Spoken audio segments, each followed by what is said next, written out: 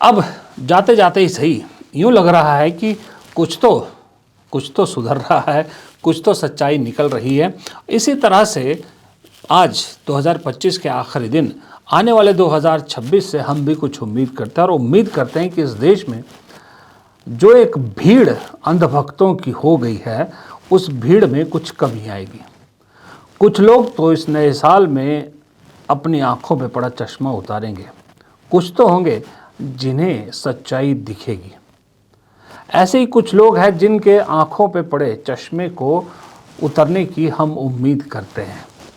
राजनीतिक रूप में देखा जाए तो सबसे ज़्यादा उम्मीद मुझे 2026 से ये है कि शायद नीतीश और नायडू इन दोनों की जोड़ी पे आंख में पड़ा चश्मा उतर जाए।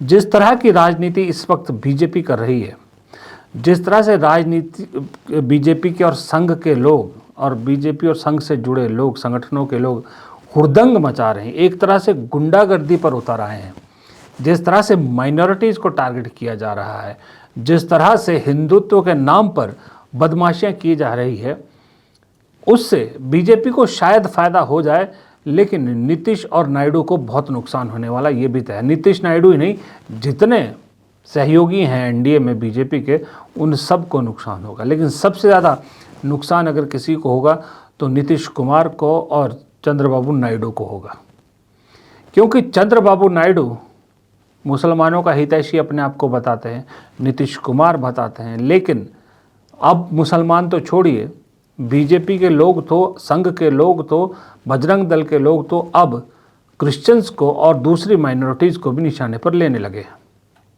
अब ऐसे में क्या इनके किए कर्मों का असर नीतीश और नायडू की राजनीति पर नहीं पड़ेगा? जाहिर है पड़ेगा। साथी तो हैं ना, सरकार में तो खड़े हैं, आप सहयोगी बने हुए हैं। ज़्यादा लंबा नीतीश और नायडू टिक नहीं पाएंगे।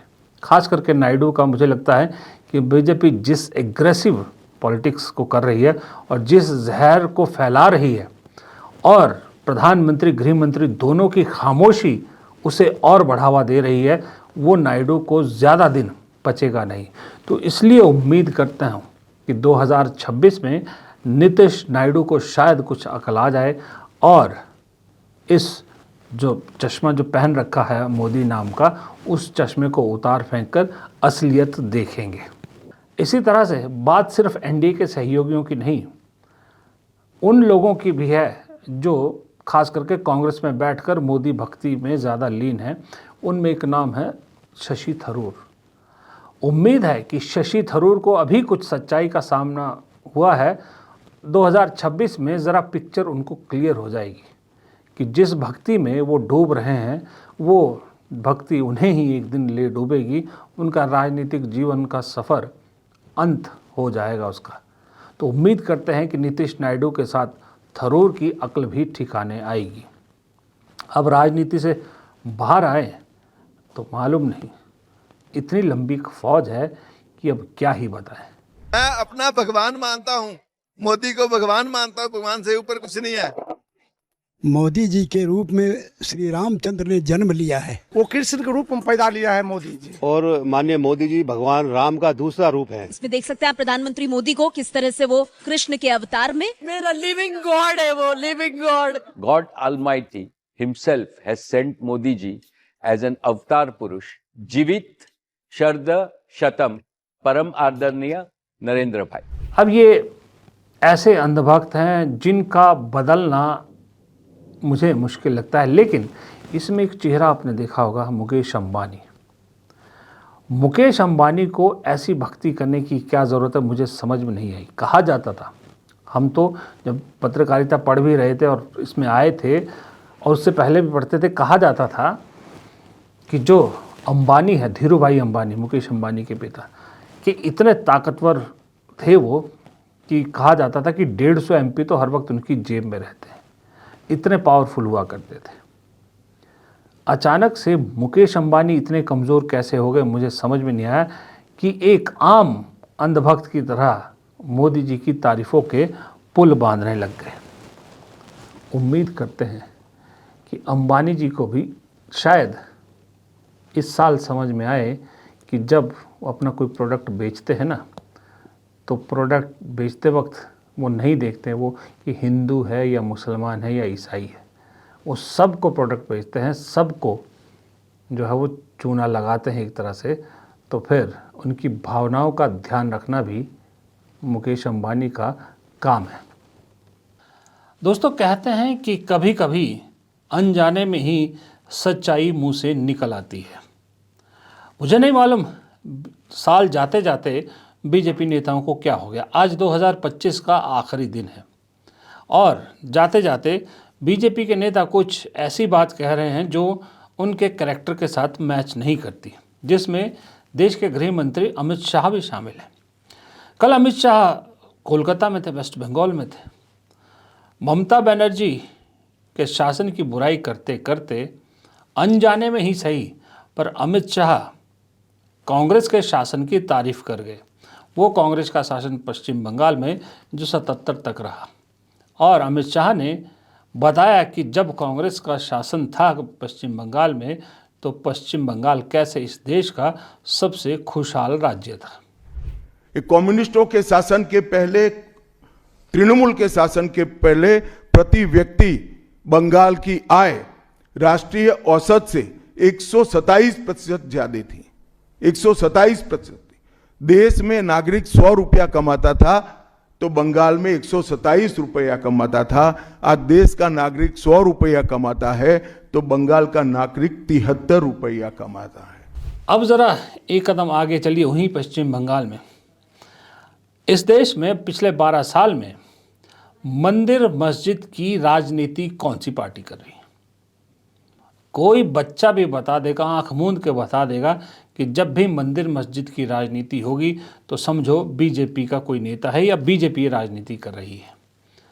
अब जब खुद से ये सवाल पूछा गया, जब ममता बनर्जी उनकी राजनीति का काट कर रही हैं, तो बीजेपी के नेता वो बात कह रहे हैं जो सही में बात तो सही है, लेकिन ये बात विपक्ष कहता था और बीजेपी नेता उसका मजाक उड़ाते थे कि मंदिर मस्जिद बनाना सरकारों का काम नहीं। देखिए, दुर्गांगन बनाना या मस्जिद बनाना या जगन्नाथ कल्चरल सेंटर बनाना, ये कोई भी सरकार का काम नहीं है। सरकार का काम है हमारे भाइयों और बहनों, युवा युवती को नौकरी देना। जैसे ममता बनर्जी बोले थे डबल नौकरी होगा, इंडस्ट्री होगा, लेकिन 15 साल में हम लोग कोई इंडस्ट्री नहीं देखे और कोई नौकरी भी नहीं देखे। सब चला गया परिযায়ী श्रमिक होकर, माइग्रेंट लेबरर होकर दूसरे राज्य, भाजपा राज्य में चला गया है। इसी तरह से हमारे बच्चन साहब बहुत कुछ लिखते हैं ट्वीट पे।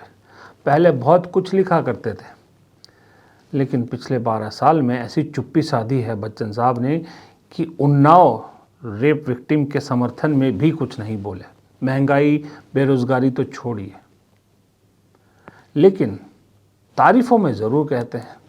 अब चाहे वो राम मंदिर का उद्घाटन हो या कुछ हो, वहाँ ज़रूर पहुँच जाते हैं और मोदी जी की तारीफ़ों में पुल ज़रूर बांधते रहें। आजकल हालांकि वो भी कम कर दिया है। तो उन्हीं बच्चन साहब को भी शायद ये एहसास हो जाए कि उन्हें सुपरस्टार का तमगा देने वाले सिर्फ ये बीजेपी के लोग नहीं थे, उसमें सभी धर्मों के लोगों ने उन्हें बराबर का प्यार दिया। और जब उनकी जान पर बनाई थी, जब वो मेजर एक्सीडेंट हुआ था, तो दुआओं करने वालों में जितने हिंदू थे उतने ही मुसलमान थे, उतने ही ईसाई थे, उतने ही सिख और जैनी भी थे। तेंदुलकर साहब खेलते थे, गॉड ऑफ क्रिकेट कहा, सबने प्यार दिया, हमने भी दिया। हम हिंदू हैं, हमने भी उन्हें बहुत प्यार दिया। उतना ही प्यार मुसलमानों ने भी उन्हें दिया, बल्कि पाकिस्तान में भी आज भी तेंदुलकर के बहुत फ़ैन हैं। लेकिन वही तेंदुलकर अचानक सत्ता के आगे ऐसे झुके कि मानो रीढ़ की हड्डी ही गायब हो गई। शायद 2026 में कोई ऑपरेशन करें तो रीढ़ की हड्डी वापस आ जाए। एक और क्रिकेटर से इस साल मैं कुछ सुधरने की उम्मीद करता हूं, वो है गौतम गंभीर। गंभीर साहब ने इस वक्त भारतीय क्रिकेट की जो ऐसी तैसी फेर दी है, क्या ही बोलो। उम्मीद करता हूं 2026 में अपने जो भगवा रंग का चश्मा है वो उतार कर गौतम गंभीर एक क्रिकेटर के नज़रिए से सोचे, अपने चमचों को आगे बढ़ाने की बजाय असली टैलेंट को आगे बढ़ाए, असली जो खिलाड़ी हैं, जो टैलेंटेड है, उन्हें मौका दें और टीम में वही माहौल वापस लाएं जो टीम में हुआ करता था। गंभीर साहब, अब आप सांसद नहीं रहे हैं। अपना गेरुआ रंग का, अपना भगवा रंग के जितने आपने वस्त्र धारण किए हैं उन्हें उतारिए और इंडिया की जर्सी जो आप पहनते उस रंग में रंग जाइए 2026 में। तो ही ये भारतीय क्रिकेट के लिए भी अच्छा है और आपके खुद के लिए भी अच्छा है। एक चीज़ और, जैसे मैंने शुरू में आपको अमित शाह और बीजेपी की नेत्री का बयान सुना है, एक और शख्सियत है जाते जाते जो थोड़ा सा हैरान कर गए इस देश को, वो है गोदी मीडिया में से एक अर्नब गोस्वामी। अर्नब गोस्वामी आजकल जिस तरह की पत्रकारिता कर रहे हैं, हालांकि भरोसेमंद नहीं हो कब बदल जाए, लेकिन कम से कम पिछले 12 साल में, पिछले 12 दिनों में उन्होंने पत्रकारिता की है। ये तो मानना पड़ेगा कि पत्रकार को जो करना चाहिए वो काम कर रहे हैं। उम्मीद करते हैं कि 26 में भी शायद अर्नब गोस्वामी का ये रूप जारी रहे तो इस देश के लिए भला हो। और उम्मीद ये भी करता हूँ कि और भी गोदी मीडिया के जितना गोदी मीडिया है, किसी का आत्मसम्मान तो जगे, किसी की आत्मा तो जगे, कोई तो ये कहे कि यार देश गर्त में जा रहा है। आवाज़ उठाना और सरकार से सवाल पूछना हमारा कर्म है, हमारा फ़र्ज़ है, उसको अदा करते हैं। शायद 2026 में फिर कुछ बदलाव आए। ये फहरिस्त बहुत लंबी है जिनसे उम्मीदें हैं, लेकिन एक फहरिस्त और है मेरी जिनका मैं गारंटेड आपको लिख के दे सकता हूँ। आप मेरा वीडियो सेव कर लीजिएगा, वो चाहे 26 हो, चाहे 27 हो, चाहे 2028 हो, चाहे 29 हो, वो लोग नहीं बदलने वाले हैं। ये फहरिस्त उन लोगों की है जो कतई नहीं बदलने वाले हैं। उस फहरिस्त में सबसे ऊपर नाम है कंगना रनौत का। अंधभक्त तो छोड़िए, जिस तरह की वो बातें करती हैं, जिस तरह के वो बयान देती हैं, 2026 में भी मुझे पूरी उम्मीद है कि कंगना रनौत अपना ट्रैक रिकॉर्ड जारी रखेंगी। वो नहीं बदलने वाली, वो मैच्योर नहीं होने वाली, वो नहीं सुधरने वाली। इसी तरह से उन्हीं के फैटर्निटी के एक और हैं जो मुझे लग रहा सुधरने की बजाय 2026 में और बिगड़ेंगे। उनका नाम है परेश रावल। अपने मूत्र को बियर की तरह पीने का आइडिया देने वाले परेश रावल एक वक्त में एज एन एक्टर यहाँ में उनका रखता था, ये स्टेचर था, लेकिन पिछले 1-1.5 साल में उन्होंने ऐसी ऐसी बातें की, ऐसे ऐसे बयान दिए, ऐसे ऐसी ट्वीट किए हैं कि पूछो मत। और मुझे ऐसा लग रहा है कि जो उनके गिरने की रफ्तार है वो 2026 में भी जारी रहेगी। वो और गर्त में जाएंगे और साथ में उनका साथ देंगे एक प्रोपेगेंडा फिल्म मेकर जो लगातार गिरता जा रहा है, जिसका नाम है विवेक अग्निहोत्री। एक फिल्म मोदी जी ने क्या चलवा दी, उसके बाद तो प्रोपेगेंडा फिल्मों में उन्होंने पता नहीं कितने लो रिकॉर्ड और बनाने की कोशिश कर रहे हैं। पैसा डूब रहा है, सब कुछ डूब रहा है, लेकिन वो जस के तस जारी हैं। और इस साल 26 में भी ज़्यादा नहीं तो कम से कम 1 या 2 फिल्में तो मैं मान रहा हूँ कि वो इस तरह की बनाएंगे जिसमें समाज में सौहार्द फैलाने की जगह समाज में द्वेष फैलेगा और एक पार्टी की तरफ निशाना होगा, उसे बदनाम करने की कोशिश होगी और एक पार्टी को या एक चेहरे को चमकाने की कोशिश वो जस के तस जारी रखेंगे। इसी लिस्ट में 3 नाम अपनी फील्ड के मैं रख लेता हूं जो मैं गारंटी से कह सकता हूं 2026 में भी नहीं बदलेंगे। पहले हैं ये सुशांत सिंह, दूसरे हैं ये रजत शर्मा और तीसरी हैं रूबिका लियाकत। आप लाख कोशिश कर लीजिए, कुत्ते की पूंछ को लाख आप पाइप में रख लीजिए, वो सीधी नहीं हो सकती। इसी तरह से ये तीनों भी इस साल भी सीधे नहीं होने वाले। हालांकि मैं इसमें नविका कुमार को भी रख सकता हूँ, सुधीर चौधरी को भी रख सकता हूँ, लेकिन वो दोनों मैं अर्नब की कैटेगरी में ज़्यादा रखना चाहूँगा जो मौके के हिसाब से बदलते हैं। लेकिन ये तीनों तो गारंटी से कह सकता हूँ कि ये कुछ हो जाए, मुझे लगता है ये तब तक खास करके रूबिका लियाकत और सुशांत तो तब तक नहीं बदलेंगे जब तक ये सरकार नहीं बदल जाती। रजत शर्मा तो शायद तब भी ना बदले, क्योंकि उनका तो चैनल ही इस सरकार के भरोसे चलता है। तो ये लोग हैं जो कतई नहीं बदलने वाले। बाकी जो आम जन है ना, जिसके घर में रोज़ राशन आता है, रोज़ मेहनत करता है, रोज़ कमाई करता है, या महीने के एंड में पूरे महीने मेहनत करने के बाद इतना कमाता है कि अपना परिवार पाल सके, उन लोगों के आंखों में पड़े चश्मे की उतरने की उम्मीद करता हूं। और जो लोग चंद रुपयों के लिए मस्जिदों के आगे हुड़दंग मचाते हैं, घर में बैठे बुज़ुर्ग माँ बाप मुफ्त का राशन हर महीने ले आते हैं, जो उस पे ज़िंदा हैं, वो अब मुफ्तखोर हो चुके हैं। उनसे आप उम्मीद मत कीजिए। वो यूं ही ये तांडव 26 में भी जारी रखेंगे, जो 25 के जाते जाते बहुत ज़्यादा दिखा। यहाँ एक उम्मीद और करूँगा मैं, जाते जाते आपको एक आर्टिकल दिखाना चाहता हूँ। ये पिछले साल जब डॉक्टर मनमोहन सिंह की मृत्यु हुई थी, उस वक्त उनकी याद में हिमाचल के पूर्व मुख्यमंत्री प्रेम कुमार धूमल ने ये आर्टिकल अखबार में लिखा था। प्रेम कुमार धूमल अनुराग ठाकुर के पिता, अनुराग ठाकुर के पिता ने ये आर्टिकल अखबार में लिखा था। और टाइटल से जैसे कहा कि मैंने कहा दिल्ली के सहयोग के बिना शिमला की कुर्सी नहीं चल सकती, वो बोले मैं हूँ ना। ये मनमोहन सिंह की तारीफ में उन्होंने लिखा था कि मनमोहन सिंह किस तरह के प्रधानमंत्री थे। और दरअसल ये आईना है प्रधानमंत्री मोदी के लिए भी, कि दरअसल आप जब दिल्ली में बैठे प्रधानमंत्री हो तो आप सबके प्रधानमंत्री हो, आप बीजेपी के प्रधानमंत्री नहीं हो। स्टेट में किसी भी पार्टी की सरकार हो, केंद्र और राज्य सरकारों में कैसा तालमेल होना चाहिए, उसका एक जीता जात का उदाहरण प्रेम कुमार धूमल ने यहाँ पर पेश किया है। इस आर्टिकल में प्रेम कुमार धूमल कहते हैं कि जब 30 सितंबर 2007 को वो दूसरी बार मुख्यमंत्री बने थे, तो उसके बाद शपथ लेते ही वो सीधा प्रधानमंत्री मनमोहन सिंह से मिलने दिल्ली चले गए थे। यहाँ देखिए, वो कहते हैं कि जब मैं उनके कार्यालय में पहुंचा तो मुझे आश्चर्य हुआ कि दरवाज़ा खोलते ही स्वयं डॉक्टर साहब सामने खड़े थे। उन्होंने बड़े प्यार से बिठाया और कहा, प्रेम कुमार जी, वैसे तो मेरी पार्टी हारी है, पर मुझे खुशी है कि आप मुख्यमंत्री बने हैं। देखिए, प्रेम कुमार धूमल भी प्रोफेसर थे। एक पढ़ा लिखा आदमी दूसरे पढ़े लिखे आदमी की कितनी इज्जत करता है, ये फ़र्क है।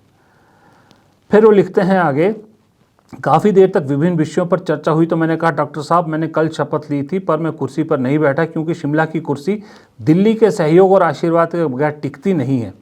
उत्तर में डॉक्टर मनमोहन सिंह ने जो कहा, वो शब्द मैं तब तक नहीं भूलूंगा जब तक जीवित हूँ। देखिए कितनी बड़ी बात कह रहे हैं।